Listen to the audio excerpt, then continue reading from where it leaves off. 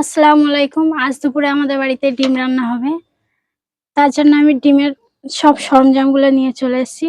আজকে একটু অন্যরকম ডিম রান্না করব। আমার মাছ মাংস খেতে ভালো লাগে না। তাই ভাবলাম আজকের একটু অন্য স্টাইলে রান্না করি, ডিম রান্না করব। তার জন্য আগে আমি আলুটা ভেজে নেব।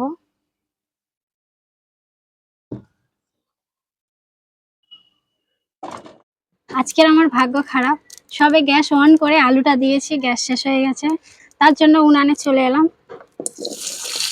একটু ভেজে নিয়েছি, ভাজা হয়ে গেছে, এবার আমি তুলে নিচ্ছি। তেলে ডিমটা দিচ্ছি। এটাও হালকা করে হলুদ দিয়ে ভেজে নেব।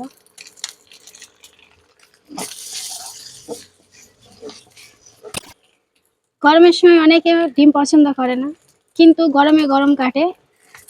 মাছ মাংস সবসময় ভালো লাগে না, মায়ের সাথে অন্য কিছু খেতে ইচ্ছে করে। তার জন্য আজকে আমি ডিমটা চুজ করলাম। আমার ভাজা হয়ে গেছে, ডিমটাও তুলে নিচ্ছি। পেঁয়াজ বাটাটা দিয়ে দিচ্ছি। এবারে টমেটো বেটে রেখেছি, সেটাও দিয়ে দিচ্ছি। আদা রসুন বাটা। মশলাটা আমি একটু আগে কষিয়ে নেব।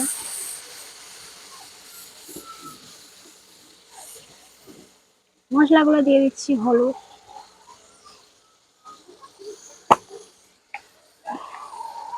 লবণ,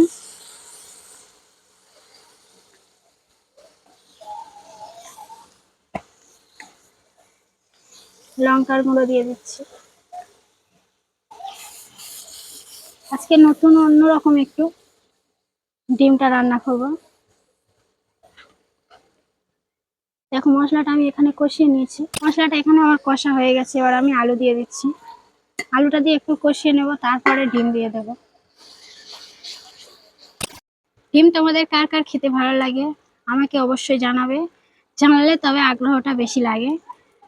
ডিম আমারও খুব ভালো লাগে, কিন্তু যা এখন গরম পড়েছে, এই গরমের সময় ডিম না খাওয়া ভালো। শাকসবজি বেশি খাওয়া ভালো এই গরমের সময়। এবারে আমার আলুটাও হয়ে এসছে, আমি ডিমটা দিয়ে দিচ্ছি। এবার এটা একটু দিয়ে কষিয়ে নিয়ে এবার আমি পানি দিয়ে দেবো। সুন্দর কালার এসছে। পেঁয়াজ বেটে দিয়েছি, টমেটো বেটে দিয়েছি, তার জন্য কিন্তু কালারটা অন্যরকম চেঞ্জ হয়ে গেছে, একদম কালারটা হেভি এসছে। রান্না কমপ্লিট হয়ে গেছে, এবার আমি চাপা দিয়ে রেখে দেবো কিছুক্ষণের জন্য।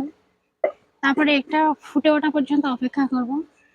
ফুটে উঠে এলে আমি তরকারিটা নামিয়ে নেব। আজকে ডিমের তরকারিটা কেমন রান্না হয়েছে তোমরা অবশ্যই কমেন্ট করে আমাকে জানাবে। আর ডিম খেতে কে কে ভালোবাসো নিশ্চয়ই কমেন্ট করে আমাকে জানাবে।